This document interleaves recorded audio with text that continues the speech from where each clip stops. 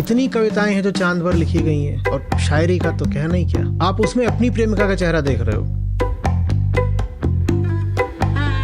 और इसी में ज्ञानियों की विरलता होती है, उनका निरालापन होता है कि बहुत बड़ा काम कर जाते हैं पर इतनी सरलता से कि पता ही नहीं चलता कि काम इतना बड़ा था। महाराज महाराज, चोरी के धंधे में बड़ा घाटा चल रहा है, पेट्रोल में मिट्टी का तेल मिला रहे थे, पुलिस की रेड पड़ गई, पकड़े गए। महाराज महाराज, ग्रह दशा कब ठीक होगी?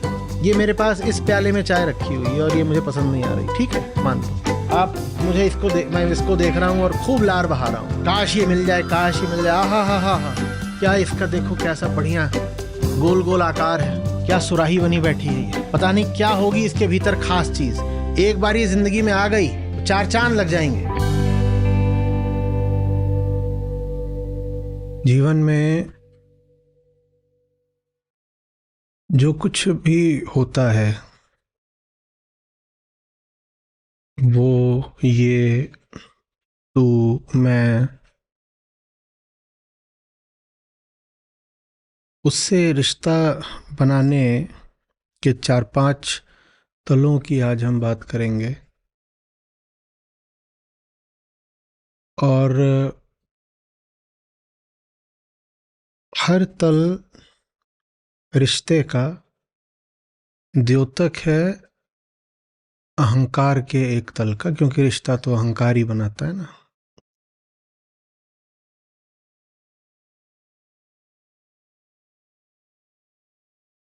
जो सबसे निचला तल होता है किसी भी विषय से, दृश्य से, व्यक्ति से, वस्तु से रिश्ता बनाने का, वो होता है तल कल्पना का। तो चंद चढ़ा कुल आलम देखे, चांद है, और चांद उस दिन से है जिस दिन से मनुष्य की चेतना है। आदिमानव भी चांद को देखता था तो बड़ा विस्मय करता था, लेकिन चांद के विषय में उसने कोई जिज्ञासा नहीं करी। करी भी होगी तो उस समय के कुछ छिटपुट लोगों ने करी होगी, जिसका कोई वृतांत नहीं मिलता और जो बात बहुत आगे तक नहीं जा पाई। तो चंद्रमा का तथ्य क्या होता है? ऐसी कोई बात सामने आई नहीं। चांद मनुष्यता के लिए एक जबरदस्त विषय तो रहा अति प्राचीन काल से, लेकिन आप अगर उन लोगों से पूछें जो आज से 20,000 साल पहले के, या 50,000 साल पहले के, या लाख साल पहले के हैं, आप उनसे पूछें चांद क्या है, तो आपसे चांद के बारे में कुछ कहानियां कह देंगे। ये रिश्ता बनाने का सबसे निचला तल होता है।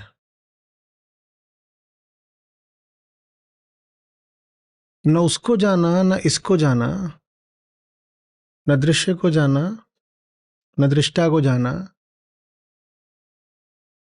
और कहानियां बना दी, मिथ। चंदा मामा दूर के, पुए पकाए पूर के, आप खाएं थाली में और मुन्नी को दें प्याली में। चंदा मामा, चंदा मामा। बात थोड़ी मीठी हो सकती है, बात में हो सकता है बहुत अगर खनन खुदाई की जाए तो कुछ सार भी निकल आए, लेकिन ले देखे बात पूरी काल्पनिक है। ये रिश्ता बनाने का सबसे निचला तल है, सबसे आरंभिक। और इस तल कुछ हद तक स्वीकार सिर्फ तब करा जा सकता है जब और कोई साधन ही ना हो। तो जैसे आप आदिमानव को ले लें, तो उसके मामले में ये बात स्वीकार करी जा सकती है कि ज्ञान नहीं था, साधन नहीं थे, प्रयोगशालाएं नहीं थी, पीछे की पीढ़ियां नहीं थीं जिन्होंने जानकारी आगे सौंप दी हो। तो बेचारे को क्या पता, तो वो ऐसे चांद को देखता था, तो चांद को लेकर के कहानियां बनाता था। और भारत हो, चीन हो, यूनान हो,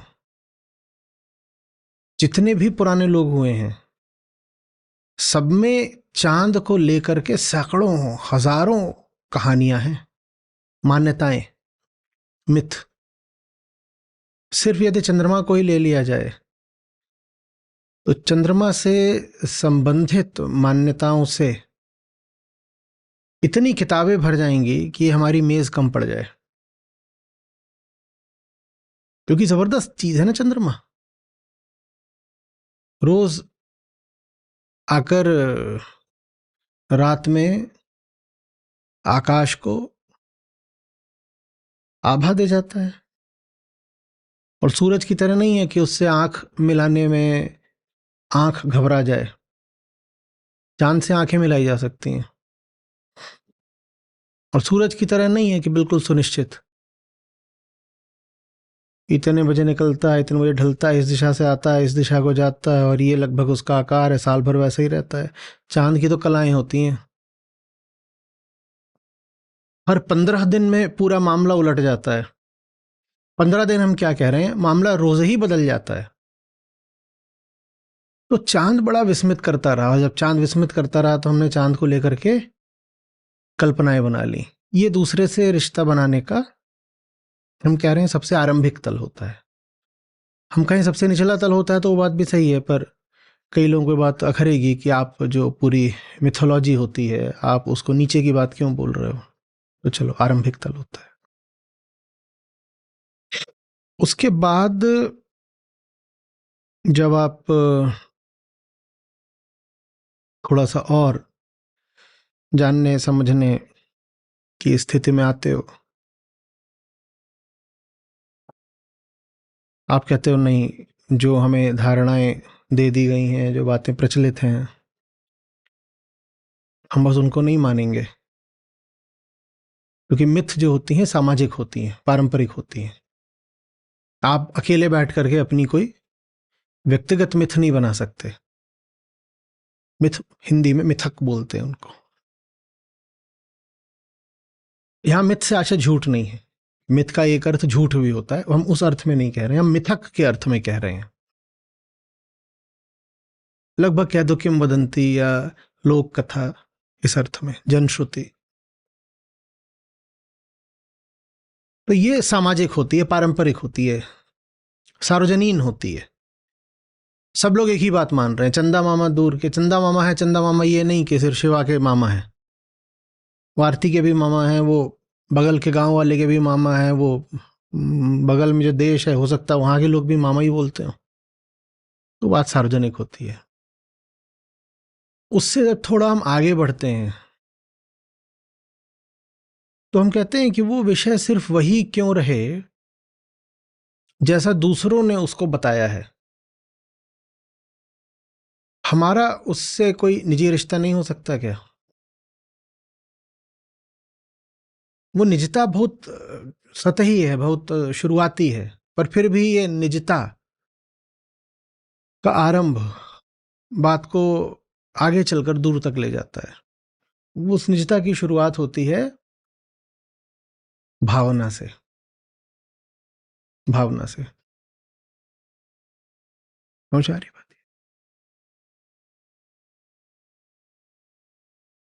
तो फिर जो लोग सार्वजनिक मान्यताओं से आगे बढ़ते हैं, वो कदम रखते हैं निजी भावनाओं के क्षेत्र में। तो यहां पर आ जाएंगे वो सब लोग जिन्होंने गर्मियों की रातों में छत पर लेटकर चांद को निहारा है और चांद में अपनी प्रियतमा का चेहरा देखा है। सार्वजनिक नहीं होती ना प्रियतमा, मेरी प्रियतमा। कितने ही गाने होंगे चांद पर जो आपने सुन रखे हैं, है ना? चांद से बातें करी हैं, कितनी कविताएं हैं जो चांद पर लिखी गई हैं, और शायरी का तो कहना ही क्या। अब ये जो शायरी है ये आप खुद लिख रहे हो, ये परंपरा ने और विरासत ने आपको नहीं सौंपी है। आप उसमें अपनी प्रेमिका का चेहरा देख रहे हो, पड़ोसी की प्रेमिका का चेहरा नहीं देख रहे हो। तो ये बात कुछ हद तक निजी हुई, और निजता की शुरुआत अहम के आत्मा की तरफ बढ़ने की शुरुआत होती है, क्योंकि अहम पूरी तरह से बिखरा हुआ होता है, प्राकृतिक होता है। प्राकृतिक माने सार्वजनिक, जो सबके लिए है। और आत्मा का तो अर्थ ही होता है मैं। तो ये बात अब थोड़ी सी आगे बढ़ी है। आप ये नहीं कह रहे कि चांद वही है जैसा सबने जाना, आप कह रहे हो नहीं, मेरा चांद से एक व्यक्तिगत भी संबंध हो सकता है। मैंने पूछा चांद से कि देखा है कहीं, अभी बात शुरू हो गई, चांद से बातचीत हो रही है काल्पनिक ही पर निजी हो गई है। मिथक में काल्पनिक होता है और सार्वजनिक होता है। भावना जो है वो भी है काल्पनिक ही, पर मामला अब निजी हो गया है। मैंने पूछा चांद से कि देखा है कहीं मेरे यार सा हंसी, चांद ने कहा चांदनी की कसम नहीं नहीं नहीं, मतलब चांद सी महबूबा हो मेरी, मैंने कब सोचा था। पर तुम बिल्कुल वैसी हो जैसा मैंने सोचा था। तो मामला बिल्कुल अब क्या होता जा रहा है, व्यक्तिगत होता जा रहा है। लेकिन सत्य से तो कोसों दूर है, बहुत दूर की बात है। पर अहंकार चलो थोड़ी तो प्रगति करा। उसके बाद आप तथ्यों में प्रवेश करते हैं। तो कल्पना, चांद आपकी कल्पना हो सकता है। भावना, चांद आपकी भावना हो सकता है। और फिर आता है विज्ञान। वहां चांद आपके लिए जो पूरी लूना सीरीज थी वो हो सकता है।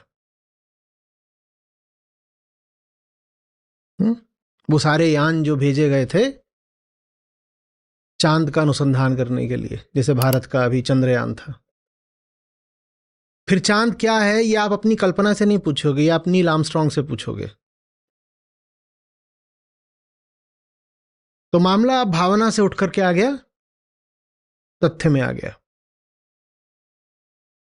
तो सारी बात, लेकिन तथ्य के साथ भी एक चीज अभी जुड़ी हुई है।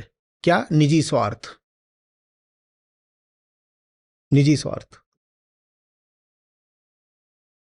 आप अगर चांद पे जाते हो तो सिर्फ अपनी आकुलता मिटाने नहीं जाते।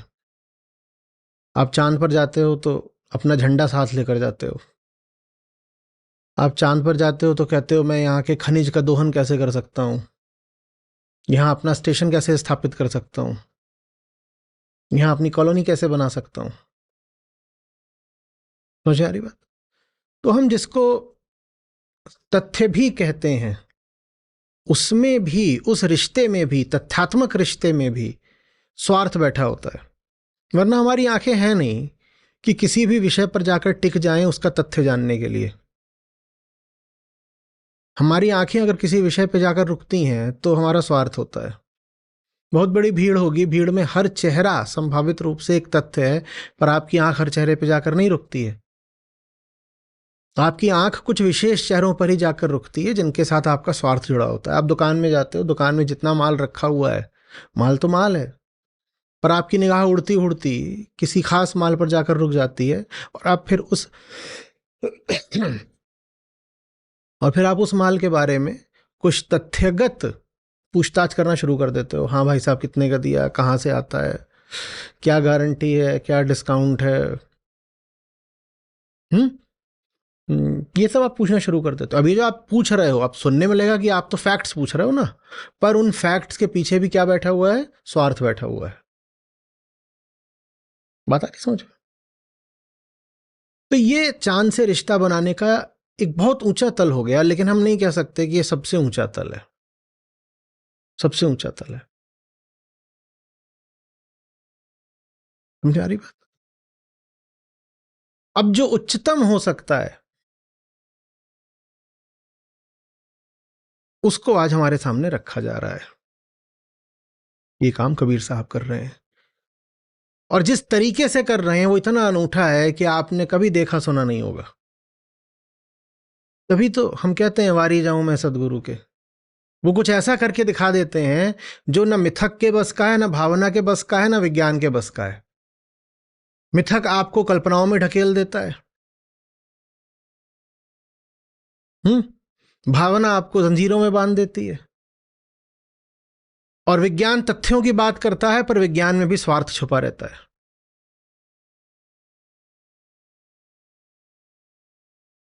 अभी जो होने जा रहा है वो इतना अपूर्व है कि वाह। और इसी में ज्ञानियों की विरलता होती है, उनका निरालापन होता है कि बहुत बड़ा काम कर जाते हैं पर इतनी सरलता से कि पता ही नहीं चलता कि काम इतना बड़ा था। अक्सर होता क्या है ना कि बड़े से बड़े काम में बड़प्पन इसमें नहीं होता कि क्या किया, बड़प्पन इसमें होता है कि क्या नहीं किया। जो नहीं किया वो दिखाई तो पड़ेगा नहीं, क्योंकि किया ही नहीं। चूंकि वो आपको दिखाई नहीं पड़ेगा तो आप उसके न करने का श्रेय भी कभी न करने वाले को नहीं दे पाएंगे। भाई मैं चांद को लेकर के कुछ अपनी कल्पनाएं लिख दूं या शायरी लिख दूं तो आप आधा तिहाई सही पर मुझे श्रेय देने को विवश हो जाएंगे, क्योंकि मैंने कुछ करा। या यहां संत कबीर हैं, चंद्रमा को जिन भी रूपों में लिया गया है वो उन सब रूपों से इनकार कर रहे हैं। वो नहीं कह रहे हैं कि वहां पर चंदा मामा है कि चंद्र देवता है, नहीं बात करना चाहते। ना वो ये कह रहे हैं कि चांद मेरी प्रेमिका है। न तो वो चंद्र देव की बात कर रहे हैं, न चंदा मामा की बात कर रहे हैं, न चांद को प्रेम का कह रहे हैं, न ये कह रहे हैं कि चांद क्या है, चट्टान का टुकड़ा भर तो है एक। जैसे पृथ्वी है, जैसे सब ग्रह, वैसे ही चांद भी बस चट्टान, हवा, पानी, गैस, यही तो है। और क्या है चांद? वो ये सब कुछ नहीं कह रहे। वो कुछ ऐसा कहने जा रहे हैं जो मैं कह रहा हूं बहुत अनूठा है। लेकिन वो जो कह नहीं रहे उसका आप श्रेय भी उनको कैसे दे दोगे? बड़ा मुश्किल हो जाता है ना ये देख पाना कि एक इंसान महान बस उन कामों से नहीं होता जो उसने किए। एक इंसान महान ज्यादा उन कामों से होता है जो वो कर सकता था पर उसने नहीं किए। पर चूंकि उसने नहीं किए तो हमें दिखाई भी नहीं दी। जब दिखाई भी नहीं दी है तो इतनी हमारी बुद्धि ही नहीं होती कि हम देख पाए कि वो व्यक्ति क्या क्या कर सकता था पर कौन कौन सी राहें उसने ठुकरा दी। यहां आपके सामने जो संत शिरोमणि बात रख रहे हैं वो बात आखिरी तल की है। कम से कम 3 तलों को ठुकरा करके उन्होंने ये बात आपके सामने रखी है। पर जो तल ठुकराए गए हैं, मैं फिर कह रहा हूं, आपको दिखाई देंगे क्या? क्या उनके लिए बहुत आसान नहीं होता कि अगर वो चंद्रमा का प्रतीक ले ही रहे हैं तो जैसे इतने प्रतीक भरे पड़े हैं, आप ग्रीक मिथ में चले जाइए, आप पुराणों में चले जाइए, वो उनकी बात कर सकते थे ना। वो कवियों शायरों के पास जा सकते थे, लेखकों के पास जा सकते थे। उन्होंने ऐसा कुछ भी नहीं किया। और ना उन्होंने यही कह दिया कि चांद माने क्या, बस ऐसे ही प्रकृति ही तो है। उन्होंने चांद के साथ जो संबंध बनाया है, उन्होंने चांद में जो देखा है,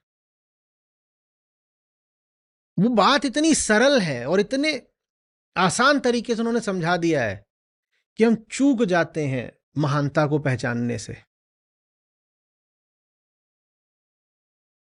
वो ये नहीं कह रहे कि मैं चांद को देख रहा हूं।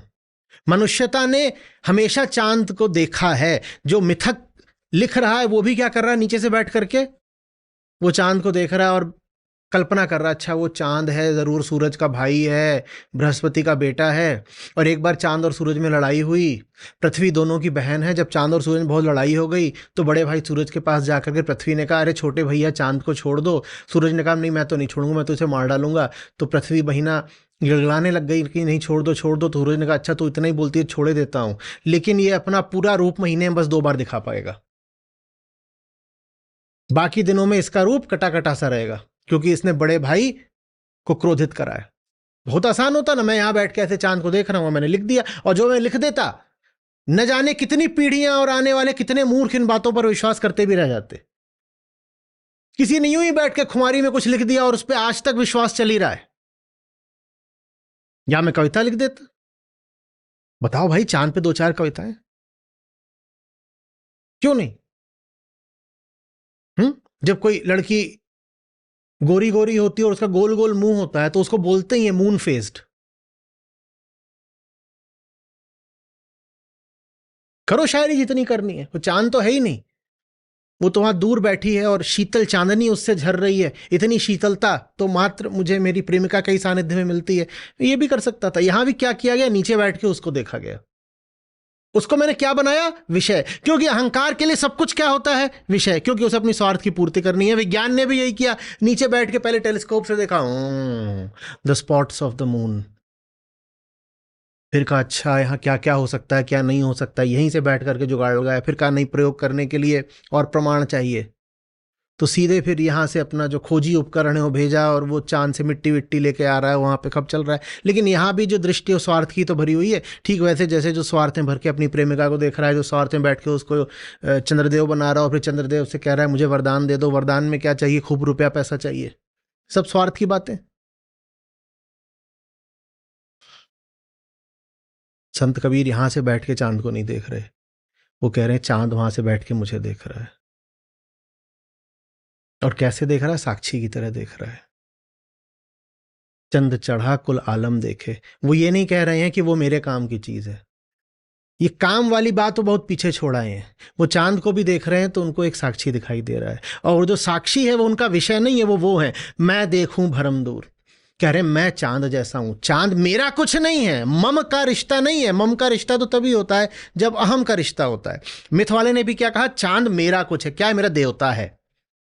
भावना वाले ने भी क्या कहा, चांद क्या है, मेरा महबूब है, महबूबा है। और विज्ञान वाले ने क्या कहा, चांद क्या है, मेरी खोज का विषय। और संत क्या कह रहे हैं, मेरा विषय वो है ही नहीं। विषय बनाना तो हिंसा होती है, किसी को भी मैं क्यों विषय बनाऊं अपना। विषय बनाना माने जैसे शिकार बनाना, विषय बनाना माने जैसे निशाना लगाना। मुझे बनाना ही नहीं है। वो चांद को देख के कह रहे हैं वो वहां बैठा हुआ है और वो सारा आलम देख रहा है। आलम माने नजारा, दृश्य।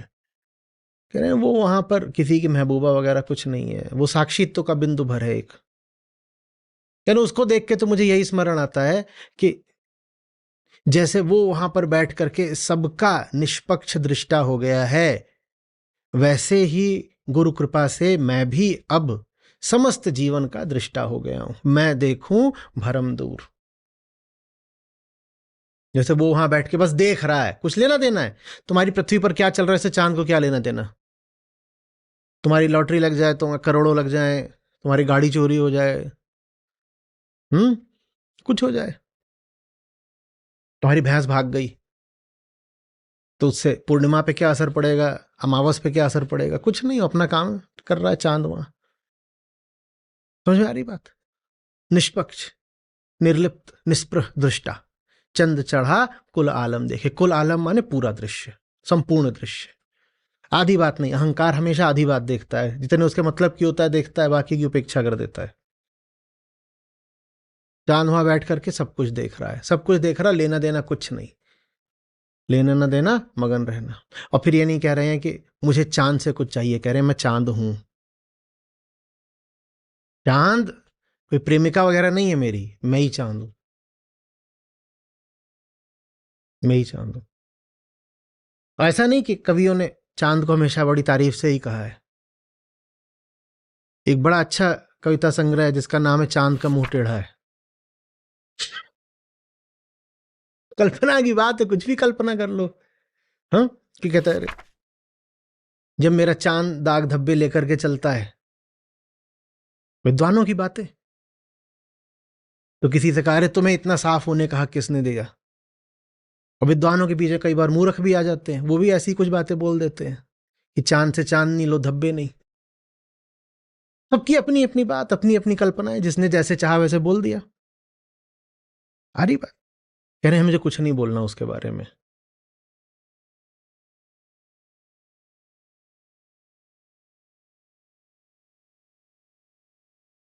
ये अहंकार का, चेतना का सबसे ऊंचा तल होता है। मैं साक्षी हो गया हूं। मेरे पास ऐसी कोई अपूर्णता है नहीं कि जिसके लिए मैं राहु केतु चंद्र, मंगल, बुध, बृहस्पति, शनि, सबका इस्तेमाल कर डालूं।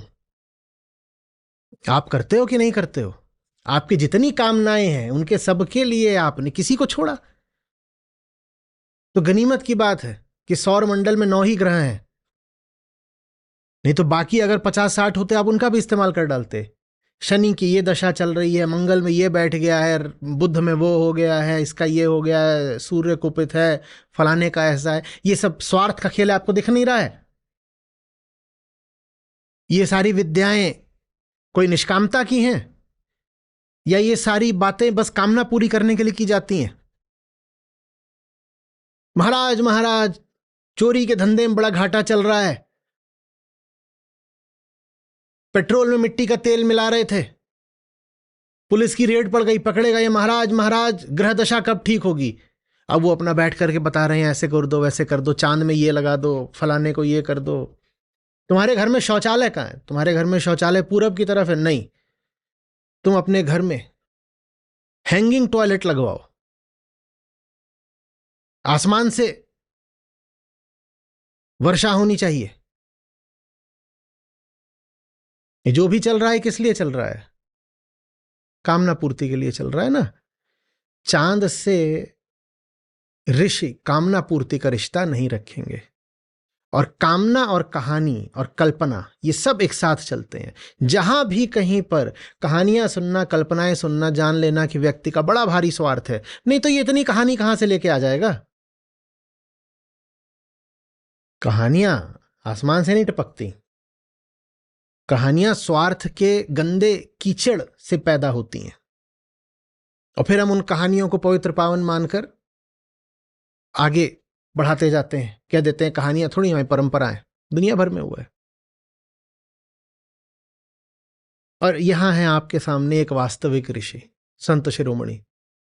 वो कोई कहानी नहीं कह रहे, वो कह रहे हैं बस साक्षी। कुछ लेना देना नहीं है। साक्षी होना कोई किरदार नहीं है। साक्षी होना ऐसा नहीं है कि जैसे वहां चांद बैठा हुआ है कैमरा लेकर के और पृथ्वी की रिकॉर्डिंग कर रहा है, वो नहीं है। वो काम सैटेलाइट का होता है। आप जब सैटेलाइट छोड़ते हो तो वहां से कैमरे से पृथ्वी को देख रहा होता है। चांद पे कोई कैमरा नहीं लगा हुआ है।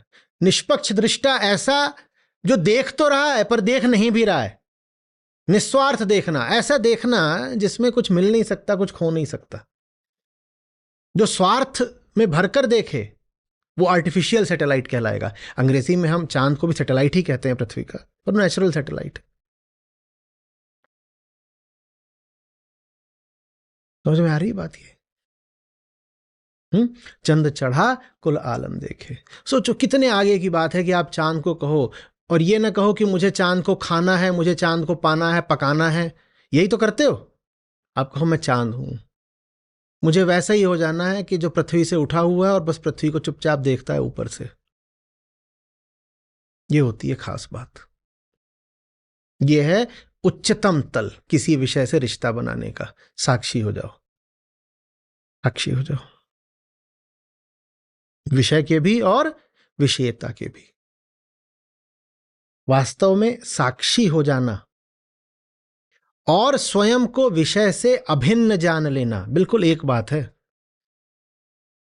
क्योंकि वो जो सामने वाला है वो तुम्हारे लिए विषय रहता ही तभी तक है जब तक तुम अपने आप को उससे अलग समझ रहे हो। जब समझ रहे हो कि उसमें कुछ खास है जो उसको हासिल करने पर मुझे मिल जाएगा, वो मुझसे अलग है, उसमें कुछ खास है, तभी तक तो उससे कामना का रिश्ता रहता है ना। जब तुमने देख लिया कि तुम और वो विषय एक ही चीज है तो उससे कामना का रिश्ता मिट जाता है। यही साक्षित्व है। साक्षित्व दो तरह से समझा जा सकता है। एक तो ये कि मैं विषय और विषयता, दृश्य दृष्टा दोनों को एक साथ देखने लग गया, ऐसे भी समझ लो तो उपाय बढ़िया है। और दूसरा तरीका यह है कि विषय और विषयता का अंतर ही मिटा दिया, दिख गया दोनों एक है। वो भी क्या है? 3 गुण, मैं भी क्या है? 3 गुण। उसमें ऐसा कुछ नहीं है जो मेरी प्यास मिटा देगा। जब उसमें ऐसा कुछ नहीं है तो मैं उसकी कामना क्यों करूं? जब उसमें वैसा कुछ नहीं है तो मैं उसकी कामना क्यों करूं?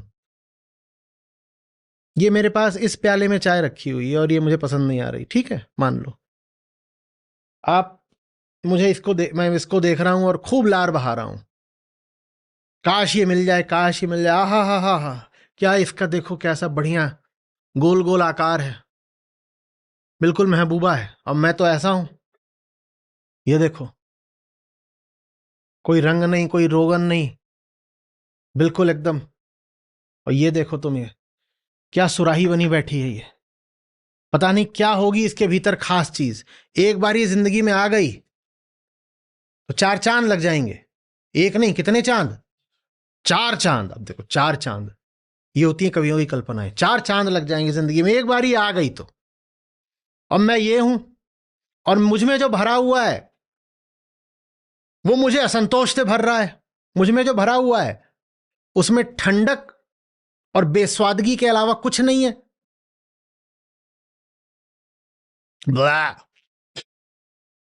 मैं तो ये हूं, मुझे अपने ही स्वाद पसंद नहीं, पर मैं इसको देख रहा हूं तो मैं आहा हा, जिंदगी में सुराही आ गई है। और ये सर पे देखो इसने क्या बांध रखा है, आहा हा, क्या बालों का इसने खास इंतजाम किया है। ये देखो, ये मेरे पास क्या है? कुछ नहीं, टकला, कुछ भी नहीं। और यहां क्या है? ये देखो तो, हाँ, और एकदम इसका ऐसा सर्पाकार सा शरीर है, लहराता हुआ सा। ये बाहर बाहर की बात है। मुझे पता चल जाए कि ये जो चाय इसमें भरी हुई है वही चाय तो इसमें भरी हुई है, तो अब मैं इसके पीछे जाऊंगा? बोलो बोलो। हम्म, तो समझ में आया है तुझे? जो इसमें भरा है ना, जिसको बोलते हो आकथू, वही इसमें भरा है। पर तुम इसके शरीर को देख के सोचते हो कि इसमें कुछ खास भरा है। नहीं, जो तुम में भरा है वो इसमें भरा है, हर तल पे, स्थूल सूक्ष्म सब। तो इसको कहते हैं दृष्टा और दृश्य का अंतर मिट जाना है। दृष्टा को दिख गया कि जो मैं हूं वही तो ये है, तो इसको हासिल करके क्या मिलेगा? ले, और मिल गया यही जो तुम्हारे पास पहले से था, वही और मिल गया। पियो मरो। खुद को पहले नहीं झेल पा रहे थे और कुछ ऐसा जिंदगी में ले आए जिसमें और ज्यादा वो चीज है जिसको तुम पहले ही नहीं झेल पा रहे थे। तुम मरोगे और क्या करोगे? तो दिख गया कि दृश्य और दृष्टा दोनों एक चीज है। जब दोनों एक हो गए तो ये भी मुक्ति है। ये भी प्रकृति, मैं भी प्रकृति। एक अर्थ में ये भी पूरा है, मैं भी पूरा हूं। एक अर्थ में जो इधर है वही इधर है। इन दोनों के संगम से, गठजोड़ से कुछ अतिरिक्त हासिल नहीं होना है। तो एक ये तरीका है। और एक तरीका क्या है कि ये भाई साहब इनको टकटकी बांध के घूरते रहते थे और मैं समझता था कि मैं ये हूं। मैं तो ये था और मैं इनको क्या करता था? टकटकी बांध के घूमता था और शायरी करता था। तो मैंने कहा मैं ये नहीं हूं, मैं ये हूं, मैं चांद हूं। और चांद अब क्या कर रहा है? दोनों को देख रहा है। इसको भी मुक्ति कहते हैं। एक तरीके से ऐसे कह सकते हो, मैं ये हो गया। तो फिर इसको क्या बोल देते हैं? आत्मस्थ हो जाना। ये तुरीय है, ये चौथा हो गया। नीचे 3 कार्यक्रम चल रहे हैं, ये चौथा हो गया। 3 कार्यक्रम सामान्य चेतना के, ये चौथा हो गया। अभी ऊपर से इन दोनों का खेल देख रहा है, इनके लफड़ों से कोई लेना ही देना नहीं, मुक्त हो गया। चंद चढ़ा कुल आलम देखे, मैं मुक्त हो गया। नीचे तुम्हें जो करना है करते रहो, मैं मुक्त हो गया। मुक्त दूसरों से नहीं हो गया, मुक्त दूसरों के साथ साथ स्वयं से भी हो गया। मैं हूं, ये तुम हो। मैं और तुम दोनों से मुक्त हो गया। ये मैं है, ये तुम है। मैं और तुम दोनों से मुक्त हो गया। समझ में आ रही बात? चंद चढ़ा कुल आलम देखे, बिल्कुल वो वही बात है कि इसकी पहचान ही मिट गई। क्योंकि इसकी पहचान सदा किसके संदर्भ में थी? इसके। ये हमेशा यही बोलता था ना, इससे पूछो तू कौन है, तो ये बोलता था कि मैं वो जिसको इसकी अभिलाषा है। मैं वो जो इसका मित्र है, सेवक है, स्वामी है, पति है, कोई है, पिता है, माता है, कुछ है। तो इसकी पहचान हमेशा इससे भिन्नता रख के थी ना, कामना रख के थी। मैं कौन हूं? मैं इसका आशिक हूं। अगर दिख गया कि ये और ये एक हैं, तो फिर इन दोनों में जो भिन्नता है वो समाप्त हो गई। जब भिन्नता समाप्त होगी तो यही समाप्त हो गया।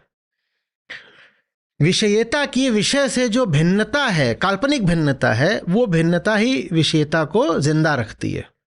जब दिख गया कि मामले में कोई भिन्नता है नहीं, तो ये दोनों की जो भिन्नता है समाप्त हो गई, तो यही समाप्त हो गया। इसको समाप्त करने का एक तरीका ये हुआ, हमने कहा कि ये दोनों एक हो गए।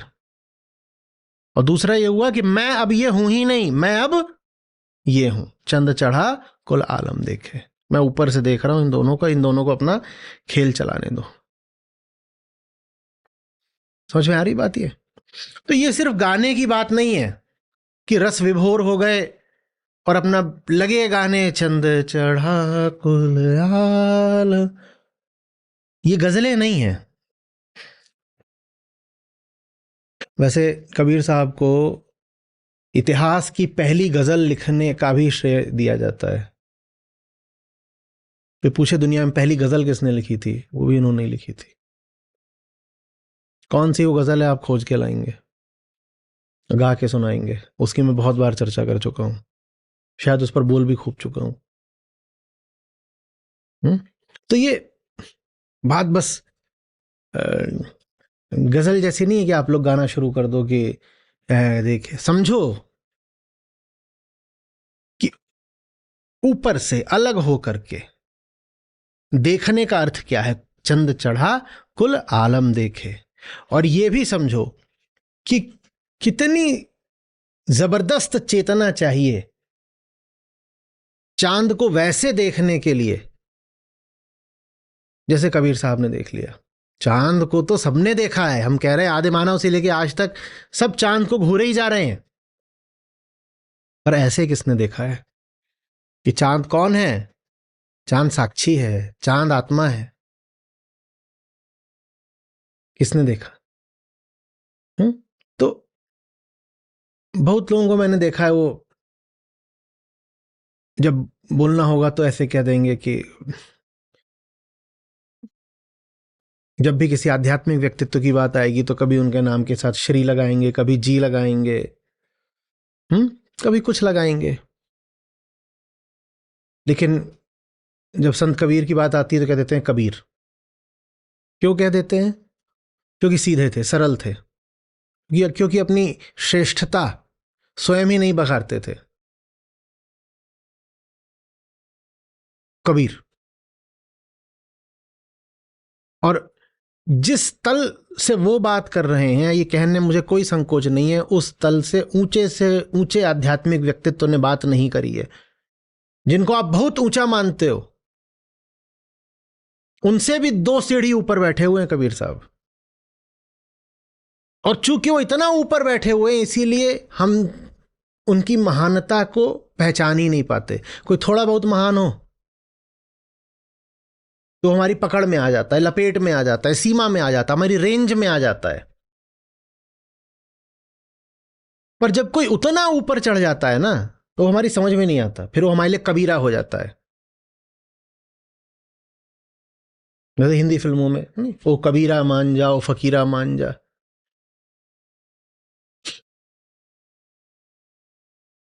आ रही बात?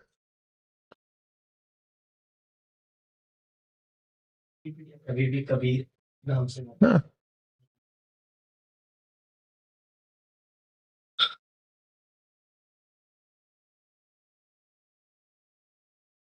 अब जो पिछली वाली बात थी उससे थोड़ा सा जुड़ते हैं तो एक और खूबसूरत पक्ष सामने आएगा। वारी जाऊं मैं सतगुरु के, किया मेरा भरम सब दूर। और चंद चढ़ा कुल आलम देखे, मैं देखूं भरम दूर। तो गुरु का यही काम है, आपको चांद बना दे। आप चांद बन जाओगे तो अच्छी बात है, शायरों के लिए आप में बड़ी खूबसूरती आ जाएगी, सब ठीक है। पर चांद बनने का अर्थ होता है वो जिसके भ्रम दूर हो गए हैं। और कोई उद्देश्य नहीं होता आध्यात्मिक प्रक्रिया का, कुछ भी नहीं। रिद्धि सिद्धि ये सब कुछ नहीं, लेना देना नहीं, ज्ञान भक्ति कुछ नहीं, तंत्र मंत्र कुछ नहीं। एक ही उद्देश्य होता है, सब भ्रम दूर हो जाएं। सब भ्रम दूर हो जाते हैं जब सब भ्रमों के केंद्र में जो भ्रम बैठा होता है, द मदर इल्यूशन, वो दूर हो जाता है। क्या? अहम, मैं हूं। यही गुरु का काम होता है और यही ग्रंथ का काम होता है इसीलिए भगवत गीता श्रेष्ठ है। और इसीलिए मैं कहता हूं कि जो गुरु जो ग्रंथ मैं के अतिरिक्त कोई भी और बात कर रहे हों, उनको जान लेना कि वो कुछ और ही है। उन्हें ग्रंथ मत कह देना, उन्हें गुरु मत मान लेना। 4 आपको आज तल बताए। पहला, कल्पना का। कोई किताब मिल जाए जो काल्पनिक कहानियों से भरी पड़ी है, वही चंदा मामा, सूरज का 7वां घोड़ा, तो जान लेना अच्छी बात है, बढ़िया बात है। हम पढ़ लेंगे, कुछ सीखने के लिए ठीक होगी, पर इसको हम ग्रंथ नहीं बोल सकते, इसको शास्त्र नहीं बोल सकते। कहानियों की किताबें अच्छी बात है, कहानियों की किताबें कोई बुरी थोड़ी होती हैं सब। फिर आती हैं शायरी की बातें, अच्छी बात है, मन बहलाना है तो जाकर के पढ़ लो शायरी, मैंने पूछा चांद से, पर उसको भी श्रेष्ठतम का स्थान मत दे देना। उसके बाद आता है विज्ञान। विज्ञान सबसे ऊंचा है, सबसे ऊंचा है, बहुत उसको इज्जत देना। लेकिन विज्ञान से भी ज्यादा इज्जत उसके लिए रखना जो तुम्हें मैं की असलियत तक ले जाए। उसको ही ग्रंथ कहते हैं, उसको ही शास्त्र कहते हैं, उसको ही गुरु कहते हैं, जो सारे भ्रम दूर कर दे। और हमने कहा सब भ्रमों के केंद्र में क्या बैठा होता है? अहम भ्रम। अहम भ्रम वही सबसे बड़ा भ्रम है कि मैं हूं। The ego is the first superstition. Ego क्या है? एक कयास है, एक तुक्का है, एक अनुमान है कि प्रकृति में गति हो रही है तो जरूर गति को करने वाला भी कोई होगा। ये पूरा मुझे संसार दिखाई पड़ता है तो जरूर इस संसार को रचने वाला भी कोई होगा। मेरे मुंह से शब्द निकल रहे हैं तो जरूर भीतर कोई इन शब्दों को बोलने वाला भी होगा। अहंकार ये अनुमान है जो कर्म को देखता है और कर्ता को खड़ा कर देता है। आज मैंने एक जगह पर, एक दीवार पर एक नजारा देखा। उन्होंने सजावट के लिए बना रखा था दीवार पर एक शेर, शेर का चेहरा उभार के साथ, ठीक है, जैसे दीवार से एक उभार हो, और वहां पे चेहरा बना रखा था शेर का, और उसके मुंह से पानी गिर रहा था। उसके मुंह से पानी गिर रहा था। मैंने कहा ये अहंकार है। पानी तो गिर ही रहा होगा, पानी गिर रहा है, पर उसके इर्द गिर्द एक चेहरा खड़ा कर देना, यही अहंकार है। जैसे कि उस चेहरे की वजह से पानी गिर रहा है, जबकि पानी तो गिर ही रहा है। वो चेहरा ना हो तो भी पानी गिर रहा है, पर अहंकार कहता है पानी अगर गिर रहा है तो मैंने गिराया होगा। और ये हम कर भी देते हैं। आप पहाड़ों पर जाएंगे तो वहां कई बार ऐसे ही पानी गिर रहा होता है, ऊपर से छोटे छोटे झरने होते हैं, तो जहां से वो पानी थोड़ा सा रिस रहा होता है उसके आसपास एक चेहरा बना दिया जाता है और उसका ऐसे मुंह खोल दिया जाता है, उसके भीतर से ऐसा लगता है पानी आ रहा है। तो जो ध्यान से ना देखे उसको ऐसा प्रतीत होता है, बल्कि जो हमारा सोया हुआ मन है वो तुरंत ही एक पहली झलक में तो यही निष्कर्ष निकालता है कि जैसे किसी के मुंह से पानी आ रहा है। और वो वही दर्शाने के लिए बनाई भी जाती हैं ऐसी आकृतियां। तो उसमें क्या होता है? उसमें ऐसा होता है चेहरा है, चेहरे के बाद पानी है। कॉज पहले है, इफेक्ट बाद में है, जबकि बात असली दूसरी है। पानी पहले है, चेहरा तो बाद में बना दिया गया। यही अहंकार है कि कर्म हो रहा है तो करने वाला कोई होगा। पानी गिर रहा है तो जरूर किसी के मुंह से गिर रहा होगा, किसी के किए से गिर रहा होगा, जबकि किसी के किए से नहीं गिर रहा हो, तो प्राकृतिक झरना है। बात प्राकृतिक है, लेकिन कोई खड़ा हो जाता है झूठ मूठ उसका श्रेय लेने के लिए, उसको ही अहंकार बोलते हैं। ये चेतना की एक नीचे वाली स्थिति है, कहानी की स्थिति है। इसीलिए आप ये भी समझ रहे होंगे कि मिथकों में और कहानियों में, कथाओं में अहंकार की इतनी रुचि क्यों रहती है, क्योंकि वो स्वयं एक कहानी है। गुरु का काम आपको कहानियों में और लिप्त कर देना नहीं है। गुरु का काम आपको भावनाओं में बहाना भी नहीं है कि गुरु जी के पास गए और बार बार भाव शब्द की बहुत बात कर रहे हैं। जो व्यक्ति भाव शब्द की बहुत बात करता हो वो किसी हालत में गुरु होने योग्य नहीं है। ये भाव वो भाव, लोगों ने साक्षित्व को भी भाव बना लिया। न जाने कितनी बार आकर मुझसे कहा साक्षी भाव में कैसे जाएं, बताइए साक्षी भाव। जो व्यक्ति साक्षी भाव जैसा शब्द इस्तेमाल कर सकता है उसको कभी गुरु मत मान लेना। भावों का साक्षी हुआ जाता है, साक्षी होना अपने आप में थोड़ी कोई भाव है। भाव हो, विचार हो, इन सब का साक्षी हो जाते हैं। चंद चढ़ा को आलम देखे, भावना साक्षी होना कोई भावना थोड़ी ही है। तो जो कहानियों में ढकेल रहा हो वो ग्रंथ शास्त्र नहीं, जो कहानियों में ढकेल रहा हो वो व्यक्ति गुरु नहीं, जो भावनाओं में ढकेल रहा हो वहां भी न ग्रंथ है न गुरु है। और जहां बात ऐसे की जा रही हो कि ये जो भौतिक जगत है ये बिल्कुल असली है और तुम्हारा काम है इस भौतिक जगत को देखना ताकि तुम्हारी कामना पूर्ति हो सके, ये विज्ञान का तरीका है। ये बाकी दोनों तलों से तो ऊंचा है पर ये भी आखिरी नहीं, क्योंकि यहां भी तुम जगत को देख रहे हो किस दृष्टि से, कामना की दृष्टि से, और जो कामना पालता रहेगा वो दुखी रहा आएगा। भूलना नहीं, बुद्ध के जो दूसरे और तीसरे आर्य सत्य थे, भूलना नहीं कि कामना दुखों का मूल है और मात्र कामना को ही हटाकर, कामना के निरोध से ही दुखों से मुक्ति पाई जा सकती है। और फिर आगे उन्होंने अष्टांग मार्ग बताया हुआ है। जो कामना को पकड़े हुए है वो दुख को पकड़े हुए है। तो वास्तविक गुरु कौन है? वारी जाऊं मैं सतगुरु के। वास्तविक गुरु कौन है? जो भ्रम दूर करता है, जो आपको भावनाओं में बहा दे। कह रहे गुरु जी के पास बैठते हैं, बस ऐसी कहानी सुनाते हैं, आंखों से टप टप टप टप टप आंसू बहने लग जाते हैं। वो कुछ नहीं है। कहानीकार अच्छे होंगे, हम उन्हें कहानीकार होने का श्रेय दे सकते हैं, पर गुरु मत कह देना। जो आप में भावनाओं का ही संचार कर दे, काहे का गुरु? गुरु होने का अर्थ यह भी नहीं है कि जो आपकी भावनाओं को सुखा दे, लेकिन भावना का संचार करना गुरु का काम नहीं है। गुरु का काम है कि आप भावनाओं को भी जान जाओ, भावनाओं को लेकर आप में जो भ्रम है वो दूर हो जाए। किया मेरा भ्रम सब दूर। हमें भावनाओं को लेकर भी तो बहुत भ्रम है। हम कहाँ जानते हैं भावना क्या चीज होती है? जो आपके भीतर भावना को लेकर के जितनी गलतफहमी है उसको हटा दे। भावना को नहीं मार दे, भावना रही है, हमें क्या लेना देना। चंद चढ़ा कुल आलम देखे, भावनाओं का आलम भी देख रहा है, भावनाओं को मिटा नहीं रहा है, पर वो भावनाओं को उच्चतम स्थान भी नहीं दे रहा है। न भावना को मिटा देना है, न भावना को इतना उच्चतम स्थान दे देना है, कहना कि यार बस भाव होना चाहिए, भाव होता है तो भगवान मिल जाते हैं। भगवान तो भाव से मिलते हैं ना।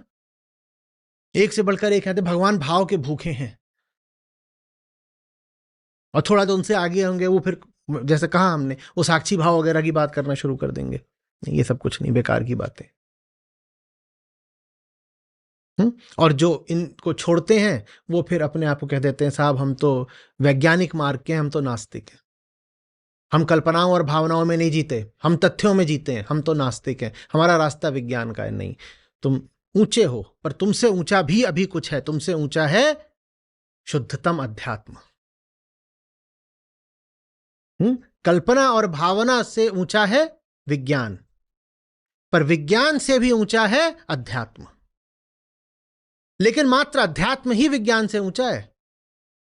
जो प्रचलित धर्म है ये निश्चित रूप से विज्ञान से बहुत बहुत नीचे है, क्योंकि प्रचलित धर्म तो बस कहानियों और भावनाओं का ही नाम है ना। और कहानियां और भावनाएं जिनसे लोक धर्म बनता है ये विज्ञान से बहुत नीचे की बात है। इसीलिए जब भी विज्ञान और लोक धर्म आमने सामने आते हैं, लोक धर्म मुंह की खाता है।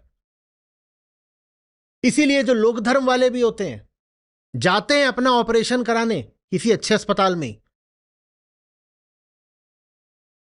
मंदिर नहीं जाते, मस्जिद नहीं जाते। हाँ, इतना जरूर है कि अस्पतालों में भी वो एक प्रार्थनालय बनवा देते हैं। जब भी विज्ञान और लोकधर्म आमने सामने आएंगे, लोकधर्म मुंह की खाएगा, क्योंकि लोकधर्म किससे बना है? कल्पना और भावना से। और कल्पना और भावना तथ्य से नीचे की बात होते हैं। विज्ञान तथ्यों पर चलता है। लेकिन विज्ञान से भी ऊपर क्या है? अध्यात्म। क्योंकि विज्ञान सब कुछ हटा देने के बाद भी, कल्पना भावना इत्यादि कचरा हटा देने के बाद भी एक द्वैत में तो विश्वास करता ही है ना। The object and the subject, I am conducting experiments on the object. ये द्वैत तो अभी विज्ञान पकड़ के रखता है। विज्ञान भी नहीं जानता कि साक्षी क्या है। विज्ञान भी पूरे तरीके से निष्काम होने को नहीं जानता है। इसीलिए विज्ञान से ऊंचा है अध्यात्म। धर्म नहीं है, लोक धर्म नहीं है विज्ञान से ऊंचा, अध्यात्म है विज्ञान से ऊंचा। तो जब भी कभी लोक धर्म और विज्ञान के मध्य ठनेगी तो मैं किसके पक्ष में खड़ा रहूंगा? विज्ञान के। पर कभी विज्ञान और अध्यात्म के मध्य ठनेगी तो मैं कहूंगा विज्ञान में भी एक अंधविश्वास है, मैं तो अध्यात्म के साथ हूं। विज्ञान में क्या अंधविश्वास है? मैं तो विज्ञान में है ही ना, मैं हूं खोजने वाला। तो अहंकार तो विज्ञान में मौजूद है ना, तो एक आखिरी अंधविश्वास तो विज्ञान में भी मौजूद है।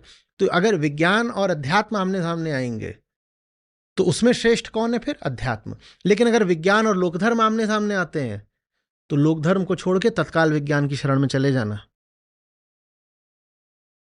समझ में आ रही बात है? वारी जाऊं मैं सतगुरु के, वारी जाऊं मैं सतगुरु के, किया मेरा भरम सब दूर, किया मेरा भरम सब दूर। चंद चढ़ा कुल आलम देखे, चंद चढ़ा कुल आलम देखे, मैं देखूं भरम दूर। हुआ प्रकाश आस गई दूजी, हुआ प्रकाश आस गई दूजी, उगिया निर्मल नूर, उगिया निर्मल नूर। माया मोहत मेरे सब नाशा, माया मोहत मेरे सब नाशा, पाया हाले हुजूर, पाया हाले हुजूर। विषय विकार लार है जीता, विषय विकार लार है जीता, किया सब कुछ दूर, किया सब कुछ दूर। पिया पियाला सुध बुध विसरी, पिया पियाला सुध बुध विसरी, हुआ चकनाचूर,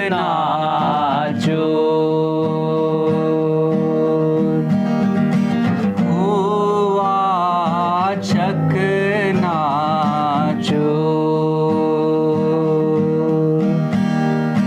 वारी जाऊं मैं सतगुरु के, वारी जाऊं मैं सतगुरु के, किया मेरा भरम सब दूर, किया मेरा भरम सब दूर।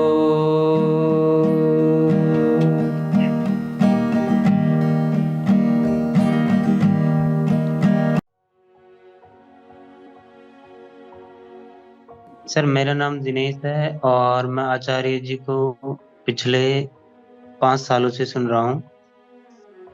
आचार्य जी को सुनने के बाद मेरे जीवन में काफी स्पष्टता आई है, चीजें समझ में आने लगी है।